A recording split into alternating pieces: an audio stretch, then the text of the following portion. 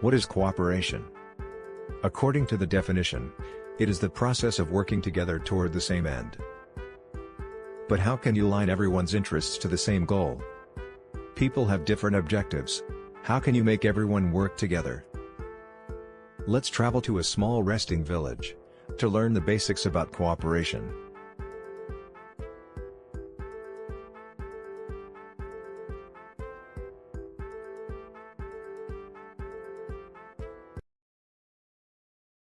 In a small village where everyone knows everyone, this story takes place.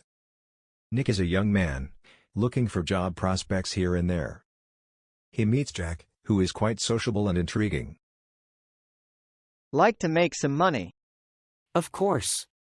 There is a walnut tree, just outside the village. Doesn't belong to anybody. We can harvest it and sell the walnuts in the market. Walnuts are quite pricey, and a few pounds of them are worth a day's work, Nick thought. Yes, I'm interested. Okay, let's give it a go. Both of them walked under the flaming sun. The walk was long. It was in fact a 2-hour stretch. They finally reached the tree. It was big and full of walnuts. Jack placed the big basket at the bottom of the tree to collect all the walnuts. They started picking the tree. Both of them worked for hours, collecting the walnuts. But towards the end of the job, Jack asked if he can stay near the basket, so no one would steal the harvest. Nick didn't think too much of it and agreed. Jack emptied the basket into a black bag and ran with it. Nick felt so cheated. He walked towards the village, sad and miserable. He just wasted hours for nothing.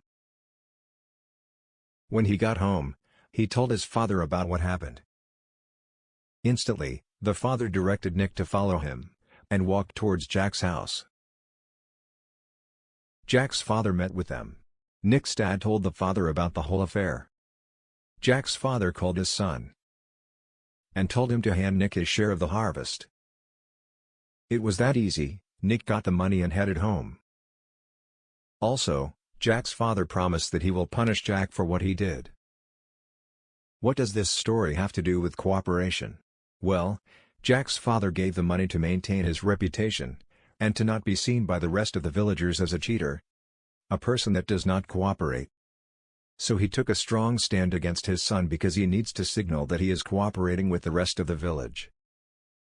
Cooperation is so important in the village. Villagers help each other all the time, during harvest, during times of crisis like heavy rains and flooding, and during times of unplanned events. So it is extremely harmful to be viewed as a cheater by the rest of the villagers. Jack's father made the right decision. Villagers cooperate because they all trust each other. Everyone trusts that everyone will pitch in and cooperate. For instance, all of them abide by the norm of being fair in their dealings, so dealings are secure in the future. Anyone defecting from this would be outcasted and negatively viewed. So defectors are deterred in a straightforward manner. In the village, it is easy to identify a defector, because everyone knows each other, and everyone is constantly under observation. When someone doesn't behave properly, it is quickly noticed by the tight-knit community, and they are punished swiftly through their relationships. If Jack's father didn't intervene to correct his son's negative behavior, the entire village would quickly become aware, and Jack would be ostracized as a cheat. He would be swiftly cut off from the community. In cooperation, it is important to establish norms, or a set of rules that all members must follow. To encourage compliance with these rules, there should be a system in place to reward members who follow them, and punish those who do not. This helps to maintain order and ensures that everyone is working towards the same goals. In a small village, there are no courts or police to enforce regulations, but there are norms that ensure cooperation. As a result, the transaction cost is quite low. There is no need for litigation or courts. Since everyone knows everyone in the village, the system is self-regulating. However, the world does not function like a village. Most human settlements are too large for close-knit relationships, meaning that not everyone knows everyone. As a result, we need courts to sometimes enforce cooperation, which involves some form of transaction cost for the cooperating members. Want to know the secret to successful cooperation? It's all about finding the right configuration, one that upholds rules and minimizes transaction costs. High-cost cooperation might work in the short term, but it's not sustainable in the long run.